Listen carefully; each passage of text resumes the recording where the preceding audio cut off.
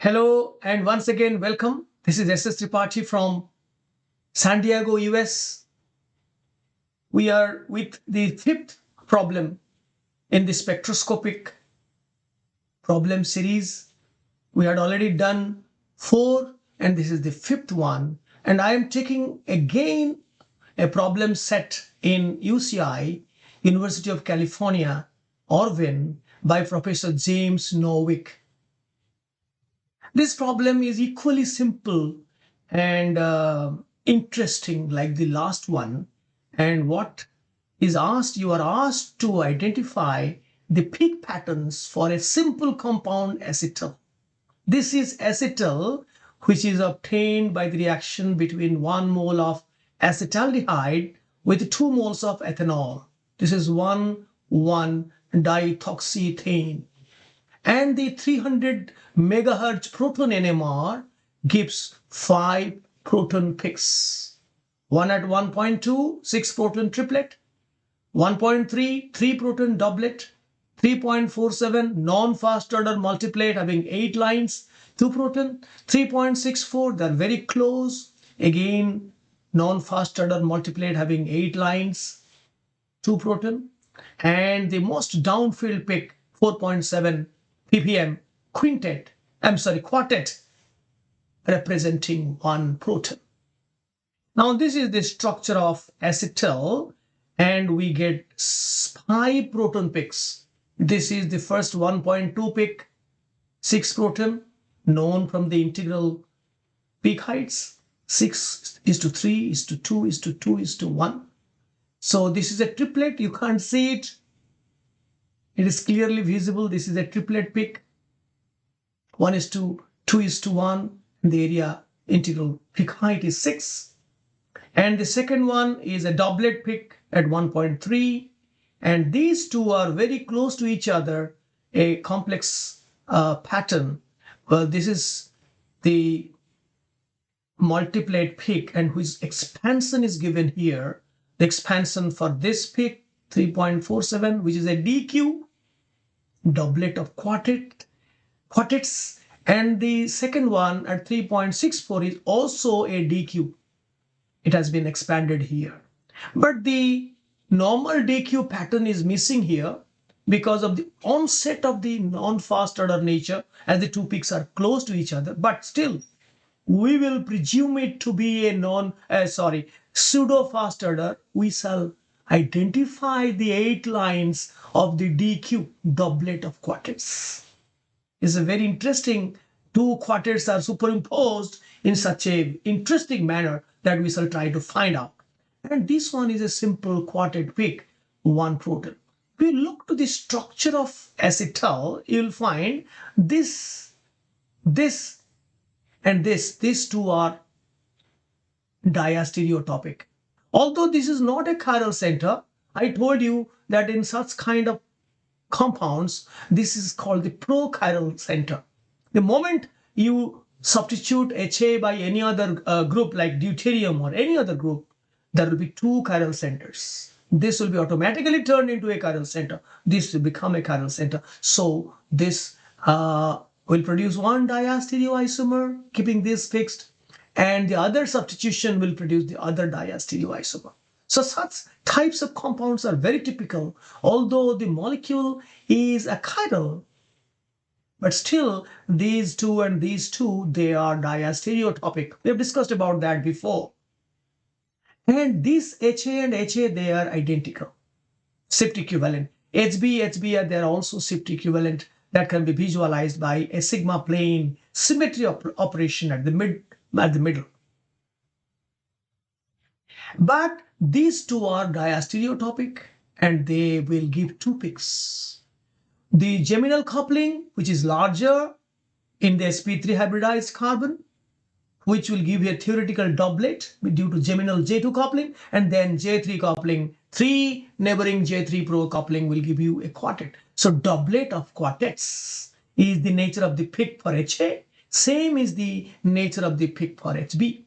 You know, they are very close to each other, but they are separate peaks.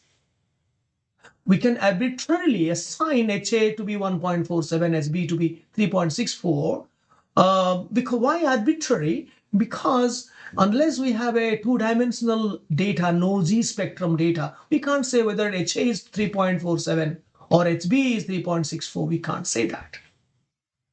But we can unequivocally assign these picks once we have the 2D nosy data with us. So let us forget about the nosy data for now, and let us try to understand the splitting pattern, the splitting tree of any one of these two protons, HA or HB. I have taken HA, which will be split into a theoretical doublet by a larger geminal coupling constant.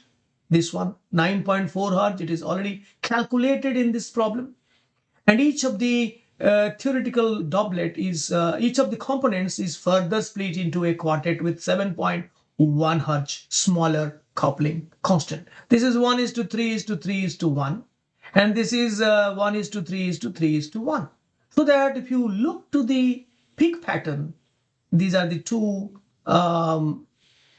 DQs, one for the A set, the other for the B set.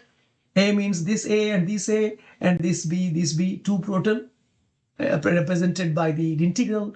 Pick two proton DQ, and this is also two proton DQ. This is 6 proton triplet because these two protons couple equally to this methyl protons. So therefore it is an apparent triplet. But for these two protons, they are sipped non-equivalent, inequivalent. So they give two different picks and they couple differently, one with a geminal coupling constant of 9.4 Hz nearing 10, and the other one is a J3 coupling constant of nearly 7 Hz. So the crisscrossing of lines is bound to occur because the two J values are close. They're not much different. Had it been, say, it is 10 or this is 2, then you will find one quartet, the other quartet, they are separated, and you can clearly look to the two quartets, doublet of a quartet. But in this case, you have to very judiciously, with a pen and paper, with a different color shading, you can identify the left blue quartet is 1:3:3:1, and the right red quartet is 1:3:3:1. So this red component has come to the side of the blue, and this blue component has come to the side of the red.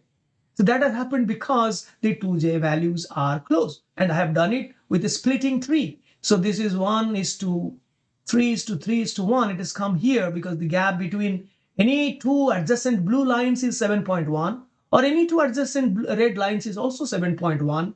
But the midpoint of this blue quartet here and the midpoint of this red quartet here, that difference is the bigger J, geminal J2, 9.4.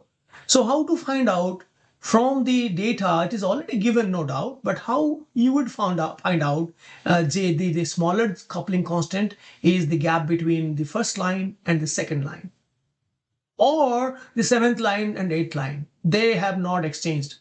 The first, second, and 7th, 8th, they are remaining on the respective sides. So take the average of that, will give you the J3, the smaller J value. And what is the bigger J value? The geminal coupling, J2, is between gap between 1 and 3. Because you see, the midpoint is here between this point and this point. So if you go 2 places left, then also you go 2 places left.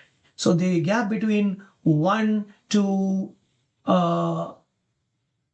3, 1 to 3, this one. Here you go 2 places left here, and so also here 2 places left here.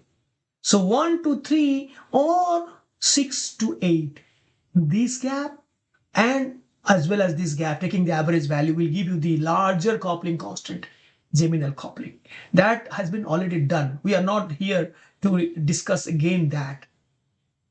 And I'm just telling you how you tackle with such kind of tricky problem where there is a overlapping of, not really overlapping, but crisscrossing of components due to closer J values. You very intently, mindfully try to set out the two quartets you'll find and draw the splitting tree with the exact coupling constants that you are given in a a graph paper, you will find there will be the the rightmost component of the blue quartet will be falling in the right red region, and the leftmost component of the red quartet will fall in the blue region.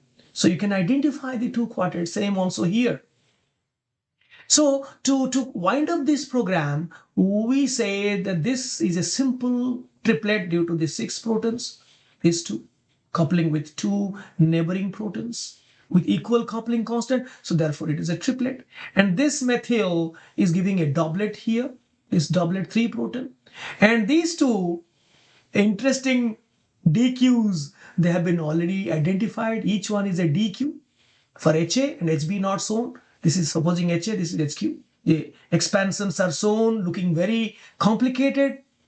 Once a layman point of view, these two are complex multiplet. Oh, we can't do anything about it. They're complex multiplets. But once you look at the structure, you find it is a DQ, and you can find to locate where are the two quartets, right? Of course, these are truly non-fast order. So the intensity ratios have been compromised. It's not the one exactly 1:3:3:1. You find the first blue quartet. This is the blue quartet. Will have a little lower intensity than the red quartet. So it happened. The tinting effect, the roofing effect has started. Because we will discuss in details about non-fast order spectrum later. But we have already shown that when the two peaks come closer, delta nu by j is less than 5, then the tinting starts. And as it goes nearer and nearer, you will find many new additional lines come up. And it is very, very intricate to identify the peak positions as well as to find the j values. We will not be doing here. Fortunately, we get a pseudo fast order DQ for each. So our job is over. So that is all for today. And just in the description box, I will give you the PDF file which you can use them for studying. And this is really a X3 pattern which has been made simple here. No difficulty in identifying the J values, which has been already done before. Our work is to identify the peaks and study, interpret. The interpretation we have already done. Bye-bye. See you with a more fascinating problem next time. Keep sharing these videos. If you like it, give a like button, as well as if you are not subscribed, subscribe. Bye.